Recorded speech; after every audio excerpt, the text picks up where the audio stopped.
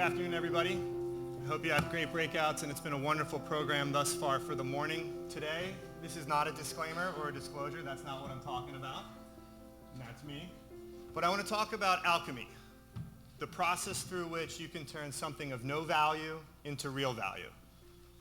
And we're not going to talk about turning metal into gold this time, but we're going to talk about how do you actually break through all of the noise and the challenges that the industry faces right now to be able to deliver sustainable value to your organizations and to your clients. So let's benchmark ourselves on the topic of alchemy with an old picture from Emmanuel Lafont.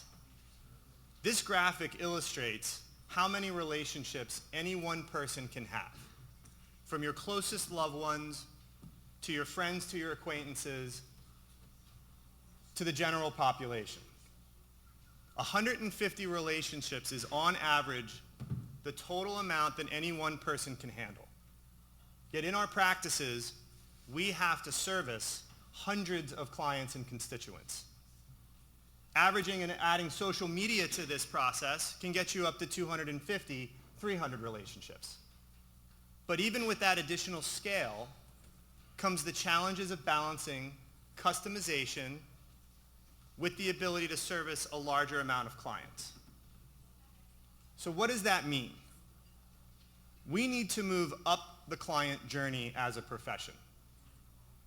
When my team does consulting work with our 8,000 financial advisors, I love to poll them in a meeting and bring up advisor websites.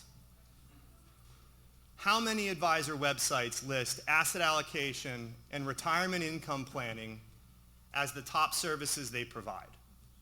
Cerulli will tell you 99.9% of wealth managers, which I would argue means that that is not a point of differentiation. If you work with retirees, pre-retirees, and small business owners, who's left to work with? Being able to drive that differentiation through the client service model that you have, leveraging the expertise of your team members, is what will truly drive that sustainable growth over the coming years and decades. Temet noske. Know thyself. The Greeks started philosophy and introspection. But too often financial advisors, in our estimation, have built one-size-fits-all shops.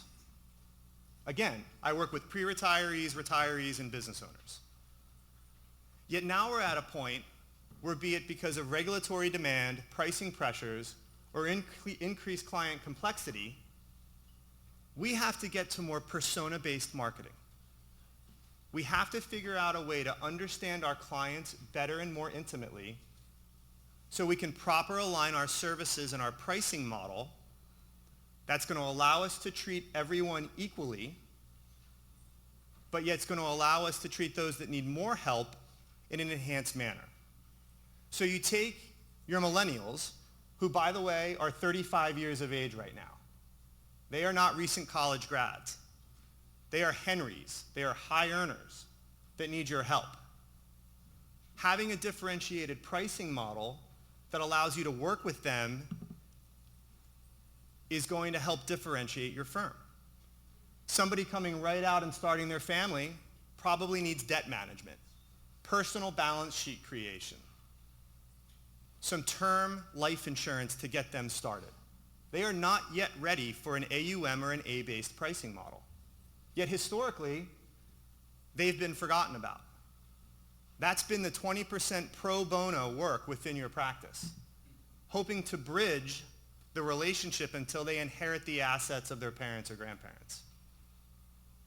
So knowing that this is one of the personas in your firms, leveraging some new pricing models that exist within the profession gives you that bridge so that they can help contribute to the profitability of your firm, and you can help avoid that intergenerational trap of 95% of next-gen clients leaving the primary advisor of their parents. You get into your peak earners, dealing with your major life purchases, your estate planning issues, your bread and butter clients. And then as they get into retirement, cash flow management. The industry has been rightfully focused on accumulation over the last 15, 20, 25 years. But what is the decumulation strategy that your firm employs? How have you articulated that to your retired clients so that the legacy planning that they desire and need within their financial picture can be executed against properly? The times they are changing.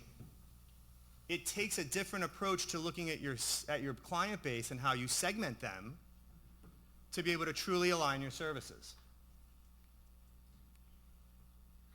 I love this chart up here that talks about the different ways that clients want to engage right now. It comes from the Spectrum Group, from a recent study they just put out. Now, thankfully,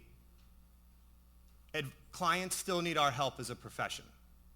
But again, the way in which they want to engage you is changing.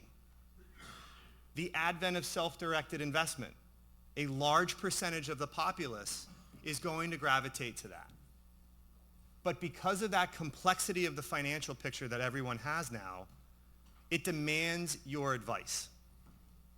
So I challenge advisors when we work with them. How are you articulating your value proposition? How are you working with the different personas within your client base to be able to deliver the services that they need in a cost-effective manner to them, but yet positively contributes to your revenue and ultimately your profitability? Looking at clients based upon how they want to engage you gives you that opportunity. Equally, and this comes from Michael Kitces, we've seen these new pricing models. 95% of Americans do not work with a financial advisor, if you believe what CNBC tells you or Reuters or Bloomberg. The vast majority of these people don't work with a financial professional because there's a perception that you need assets. But when you have high earners coming out in that millennial or Gen X or Gen Z segment, how have you not carved out, or why have you not carved out a pricing model that can help them? So you might have somebody who is an earner with advisory needs, and maybe you put an income-based pricing model on them. And then as they grow into more of an assets under advisement or an assets under management basis, now you can work with them in a new manner. I was recently consulting with a $350 million advisor, wealth manager we work with. Previously a CPA, had bolted on a wealth management firm. And he was complaining about how he was seeing growth within his CPA practice, but not his advisory firm. He specifically worked with Chick-fil-A franchise owners. Tend to be younger people, low barrier to entry from a cost of capital to actually build a Chick-fil-A franchise, but yet are cash cows. And that's before the advertisements using cows to sell chickens. But they're cash cows. And he said, what do I do with these people? Do I buy another CPA firm, or do I buy an advisory firm to get that extraordinary growth that I'm looking for? Well, the answer lied in, let's have a different pricing model and a different relationship model with those people. Because if they're making $250,000 a year, but yet they don't have investable assets, put 1% on their income. Now you're giving that individual all of the planning guidance that they need, not in a pro bono manner. And then as they inherit that money from their parents or grandparents, you have become their trusted advisor in a moment of need. And then when the investable assets are there to be able to capture, they roll over. So these pricing models, be it consulting-based, retainer-based, income-based, or asset-based, give you flexibility within your practice to be able to grow and evolve with the needs of your clients. Especially in an environment where we will lose 20% of our clients in the next 5 to 10 years because of that dislocation that's occurring within the industry. Either through services not being differentiated, client needs changing, or the fact that we haven't engaged the next generation of that client base as they set to inherit wealth. And you can say, listen, I work with older clients. They're not going to move. Or I work with higher net worth clients. That's fine. But if 20% of all investors, regardless of age or investable assets, are looking to change providers in the next 5 years, My question to you or to any advisor is, how will your business weather a 20% dip in your client base? That's before the next market contraction or recession. Can you withstand that in your revenue base? Can you continue to invest in growth if 20% of your revenue disappears overnight? It becomes much more difficult. But taking that approach to saying, I'm going to work with people in different ways is going to help bridge that gap. We just came out of great breakout sessions around transitions and succession. And this has a particular interest to me because within my team, we average about 55 acquisitions that we help advisors transact each year, both internally within Cetera Financial Group advisors, as well as those looking for external acquisition opportunities outside of our family of 5 broker-dealers. But when 26% of all advisors don't know who is going to be their successor, and you know that 20% of your client base is going to leave, a large percentage of that comes from not having that next generation junior advisor present in your practice. I love how the media can talk about the $46 trillion of assets in motion that's going to come through this intergenerational wealth transfer. But I'm more keenly aware of and concentrating on the $8.3 trillion of managed assets that are going to transfer in the next 10 years. 40% of all advisors managing roughly 40% of all assets will look to retire. So what are you doing to secure your own personal legacy within your practices? If we know that 10 years from now, there's going to be a retirement boom within advisors, and granted, independent advisors tend to work longer, about 70 and a half. The age of an independent advisor is roughly 59 and a half versus the industry average. It still bears out that in the next 10 years, these practices are going to change hands. If you haven't yet identified that successor, be it internal within your organization or external, the clock is ticking. Because it's going to take 3 to 5 years to groom that individual from a junior to a service to a lead advisor role before they even have the capital to be able to buy into your firm to start that transition period. So it's a perfect storm brewing because we have increasing client demands, we know clients are going to change, and yet there's no one else able to take over our practices.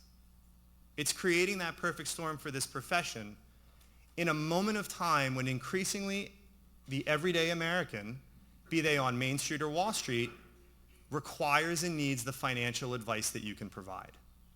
It's just that the manner in which we are going to do that and deliver that advice is going to change.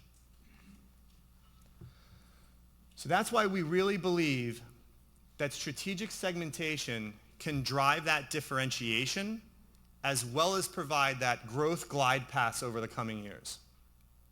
I love working with advisors when they tell me, I have $1 million client at a 1% fee kicking off $10,000 of revenue, and that's my A client. But that's the most needy client within your client base. They call every time there's a 10% drop in the market or a sideways tweet. They draw down your staff's time and your time. Merely looking at that client from a gross revenue standpoint versus from a net contribution standpoint causes a misalignment of services. That $500,000 client, conversely, who's generating $5,000 of revenue, who's happy-go-lucky and phones in for their annual or biannual reviews, is a more profitable client. There's a higher net contribution of that client to your firm than that $1 million client, which can be solved for through that strategic segmentation. If you take into account the net servicing costs of your time as well as that of your staff, you can drive that alignment. And in doing so, not only deliver exceptional service, but help ensure that the profitability that everyone desires continues to be realized.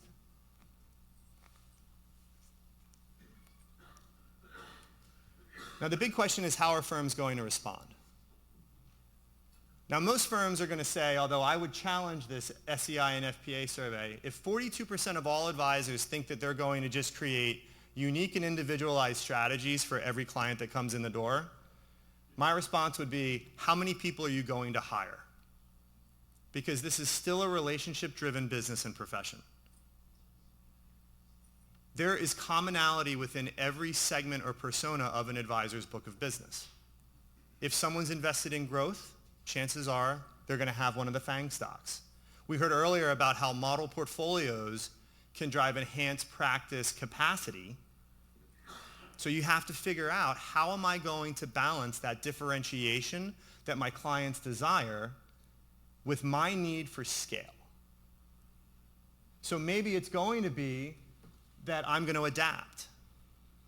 But I challenge this survey to say that I would say that that 20% of people, that only 20% of people who think that they will segment, meaning 80% of people believe that segmentation won't drive that growth, are looking at the calculus incorrectly.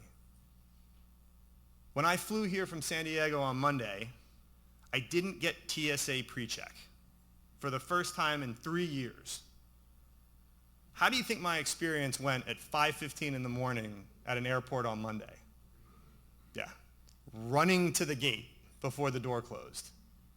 Right? I was not properly segmented by Alaska Airlines, thank you. They got a nice phone call yesterday evening. But the point is that we're all used to this segmentation, and that's the beauty of going through and leveraging strategic segmentation as a point of differentiation. If you have status or don't have status,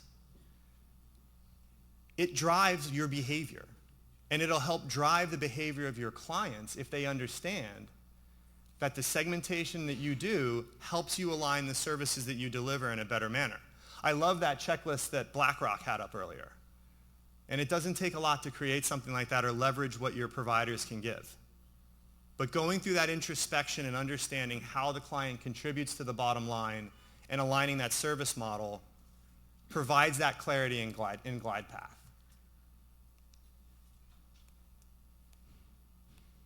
Sure. There we go. So one of the big questions that everyone has to ask right now is, do you bundle or unbundle your services? The vast majority of wealth managers still bundle services. But if you go back to that persona-based segmentation and having different pricing models based upon the needs of the client base, there's a tremendous opportunity to unbundle your services and truly deliver advice solutions to your clients. I was joking earlier at my table. The most stressful thing that I do every year is between November 1st and November 15th when I elect my benefits for the coming year. It is the most stressful decision that I make having a family of young children. Because if I choose my benefits incorrectly, it can cause pain in my wallet, let alone the pain that it would cause whomever was affected or sick or injured. And I would pay my financial planner to offer me healthcare planning advice in an unbundled manner. To emphasize that point, a recent Cerulli study came out and said that healthcare planning was the #1 service that advisors are looking to add on to their service matrix going into 2020. Recognizing that medical expenses is the #1 driver of bankruptcy in the United States. Do you offer that type of planning and advice and guidance to your clients? If not, it's pretty easy to do so. And again, forms a point of differentiation. So I love the fact that everybody does investment management and retirement planning. But I want to get down and help advisors start to do more of those concierge services, those trust services. I love working with advisors who have small business owners as clients. Because helping that small business owner, that closely held business, go through its own succession provides 3 things to you as the financial advisor. A, you get the investable assets out of the sale of the business. B, you get the business development because you know who your client sold his or her business to. And C, you've positioned yourself as a subject matter expert in your local marketplace, as a business broker and a transactor of businesses. That's differentiation. That's what drives sustainable growth within an advisory practice. This is how you use a clicker on stage. There we go. So growth drivers. Last couple thoughts. Marketing and business development will always be growth drivers for a financial services organization. It has to be. It's your bread and butter. But what I say to advisors and challenge them on is concentrate on what you can control. You can leverage team member expertise as a driver of growth. You can leverage operational efficiency as a driver of growth. You can leverage share of wallet as a driver of growth. If you have that service checklist and match it to what services you provide to your clients, be it that they self-reported or that you check the box, do you really have full share of wallet of your clients? I would wager no. Because for every time an advisor that we work with says I have 100% share of wallet, there's an outside financial advisor who has some position, which even from a fiduciary standpoint minimizes your ability to provide comprehensive advice if you don't know where all of those assets are held. So there are ways to continue to grow. And by the way, in a down market, improved team member expertise or operational efficiency is decoupled from the capital markets. You can control that. So build that high-performing team, make sure that there's the workflows and processes embedded within your organization, and better understand the clients so that you can deliver that exceptional experience. So we talk a lot about succession, continuity, being a strategic leader or a strategic buyer. We've broken it down into 5 concepts. The first of which is being intentional. You have to understand where you want to go and how you want to get there. We're going into the business planning season right now. But much like if you prepare a business plan for a client and they choose not to execute it with your assistance, what happens to that business plan? It becomes a paperweight on the side of that client's desk. The same thing exists for wealth managers. Be intentional in that process. Be prepared for it. Have that high, middle, and low assumptions on what growth is going to look like over the coming years. Are you going to weather the 20% decline if the market goes sideways or if the clients leave? From there, be informed. Understand the landscape like what we're all learning today. The different providers that can be of assistance to you. The new solutions that are going to come out. They're going to help drive that differentiation within your practice. Help drive that client growth that you so desire and the client desires. From there, be something that I'm not, which is patient. Because growth will come if you are prepared, intentional, and informed. And in doing so, it can ultimately drive the clicker change and the appeal or the differentiation that you're looking for. So in our estimation, it's being intentional, prepared, informed, patient, and appealing is what's going to create that capacity, breathe oxygen within your organization to be able to propel you forward and drive that sustainable growth, regardless of market conditions, regardless of client complexity or the regulatory environment. And with that, I'd like to say thank you. I think I did keep us on time. And I'll take any questions that anyone has, and I'm here for the rest of the afternoon as well. But thank you very much.